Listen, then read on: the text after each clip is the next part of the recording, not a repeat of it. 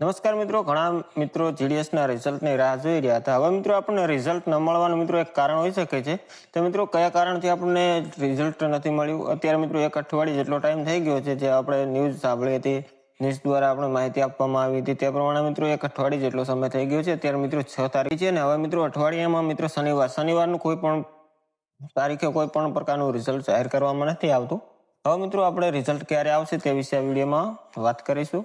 વિડીયોમાં છેલ્લે સુધી બન્યા રહેજો, જેથી કરી તમને સંપૂર્ણ માહિતી મળી રહે. હવે મિત્રો રિઝલ્ટ ના આવવાનું મિત્રો મુખ્ય એક કારણ હોઈ શકે છે કે હોળીના તહેવારની અંદર મિત્રો 2 થી 3 દિવસની સરકારી રજા આપવામાં આવે છે. સરકારી કોઈ પણ કર્મચારી છે એમની મિત્રો રજા હોય છે. હવે મિત્રો જ્યારે પણ આપણું સિલેક્શન થાય તેના પછી આપણે ડોક્યુમેન્ટ વેરિફિકેશન કરાવવા માટે 10 થી 15 દિવસનો ટાઈમ આપવામાં આવે છે. હવે મિત્રો 3 દિવસ કે 4 દિવસની જે સરકારી રજા રાખવામાં આવે છે તેની અંદર આપણે સરકારી કોઈ પણ કર્મચારી હાજર ન હોવાના કારણે મિત્રો તમે વેરિફિકેશન કરાવવામાં તમને મુશ્કેલી આવી શકે છે. કારણ કે કોઈ સરકારી અધિકારી તમારી જોડે હાજર નથી, તમે કોની પાસે જઈને વેરિફિકેશન કરાવશો?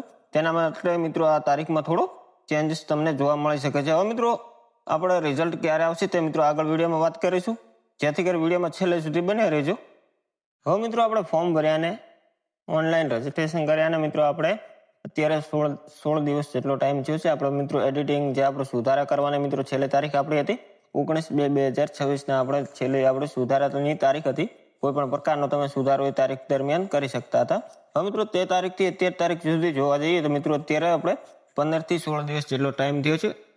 જ્યારે 2025ની અંદર રિઝલ્ટ જાહેર કરવામાં આવ્યું ત્યારે મિત્રો તે 19 દિવસ પછી જે આપણું એડિટિંગની જે છેલ્લી તારીખ છે સુધારા માટેની તે મિત્રો 19 તારીખ પછી 19 દિવસ પછી આપણું રિઝલ્ટ જાહેર કરવામાં આવ્યું હતું.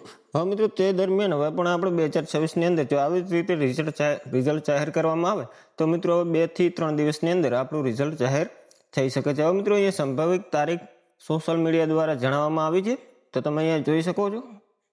મિત્રો અહીંયા તમે જોઈ શકતા છો કે ચર્ચાઓ અને ન્યૂઝ મોટા ભાગના પ્રતિષ્ઠિત સમાચારો માધ્યમ જેમ કે ટાઈમ ઓફ ઇન્ડિયા અને ઇન્ડિયા એક્સપોર્ટના રિપોર્ટ મુજબ પરિણામ ગમે ત્યારે એની ટાઈમ જાહેર થઈ શકે છે. તે વિભાગે અત્યારે ફાઇલ મેરિટ લિસ્ટના ડેટા સર્વર પર અપલોડ કરવાની તૈયારીમાં છે. માર્ચનું પ્રથમ અઠવાડિયું, તમે સાચું સાંભળ્યું હતું, પ્રથમ અઠવાડિયામાં જ રિઝલ્ટ આવવાની પૂરેપૂરી શક્યતા હતી. આજે શુક્રવાર હોવાથી જો મોડી રાત સુધી લિસ્ટ ના આવે તો આગામી સોમવાર કે મંગળવાર 9 થી 10 માર્ચ સુધી ચોક્કસ આપણું રિઝલ્ટ આવી જશે. મિત્રો હવે એક ન્યૂઝ આપવામાં આવી છે. ત્યાર પછી મિત્રો બીજું અહીંયા તમે જોઈ શકતા છો રિઝલ્ટની તૈયાર છે. વિભાગ દ્વારા મેરિટ લિસ્ટ તૈયાર કરવાની પ્રક્રિયા અંતિમ તબક્કામાં છે.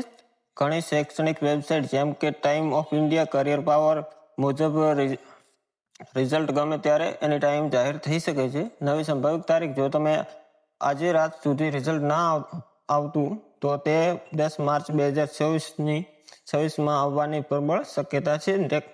ટેકનિકલ પ્રોસેસ ઘણીવાર ડેટા અપલોડ કરવામાં કે સર્વરની તૈયારીમાં 1 થી 2 દિવસનો વિલંબ થતો હોય છે, જેના કારણે પહેલા અઠવાડિયાની વાત થોડી પાછળ ઠેલાઈ શકે છે.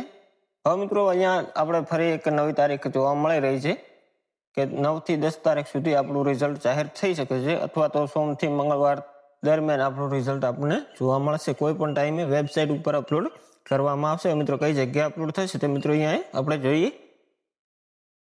એ મિત્રો તમે જોઈ શકતા છો ઓફિશિયલ વેબસાઇટ છે. આવા ઘણા મિત્રો અલગ અલગ વેબસાઇટ દ્વારા તમને માહિતી આપતા હોય છે. મિત્રો જ્યારે પણ રિઝલ્ટ જાહેર કરવામાં આવશે તેની ઓફિશિયલ જે પોસ્ટ વિભાગની વેબસાઇટ છે તેના ઉપર જ સૌથી પહેલા ત્યાં અપલોડ કરી દેવામાં આવશે. અત્યારે મિત્રો અહીંયા આપણે ચેક કરીએ તો હજી સુધી પણ કોઈ પણ પ્રકારનું અપડેટ જોવા અહીંયા નથી મળતું.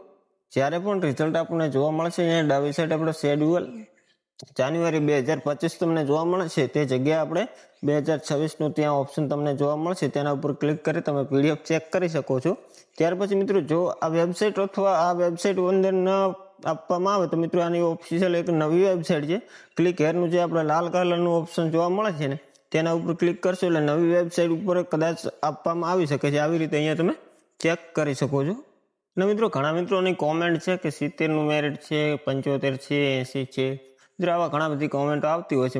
હરેક કોમેન્ટને રિપ્લાય નથી આપી શકતો, કારણ કે મિત્રો હરેક માહિતી આપણે વિડીયોની અંદર આપેલી છે. તમે ચેક કરો ને સારી રીતે તો તમને સારી રીતે અહીંયા માહિતી મળી શકે છે. મિત્રો કંઈક આવી રીતે અંદાજિત આપણી કટ ઓફ આપણને મળી આવી છે.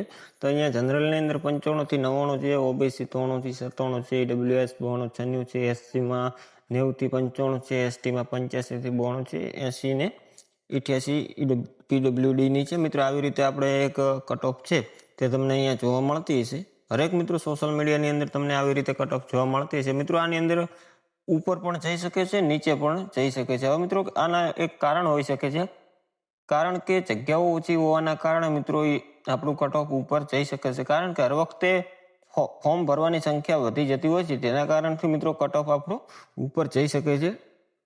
જ્યારે પણ ફર્સ્ટ મેરિટ જાહેર થશે તેના માટે મિત્રો એક વિડીયો અપલોડ કરી દઈશું, જેથી કરીને મિત્રો તમને તમારું પીડીએફ મળી રહે ને તમે તમારું સિલેક્શન થયું છે કે નહીં તે તમે ચેક કરી શકો છો. અત્યારે મિત્રો જો અત્યારના રાતના સમય દરમિયાન જો આપણું રિઝલ્ટ જાહેર કરશે તો મિત્રો આપણે એક પોસ્ટ કરીને તમને જણાવી દઈશું, જેથી કરી તમે તમારું રિઝલ્ટ ચેક કરી શકો છો.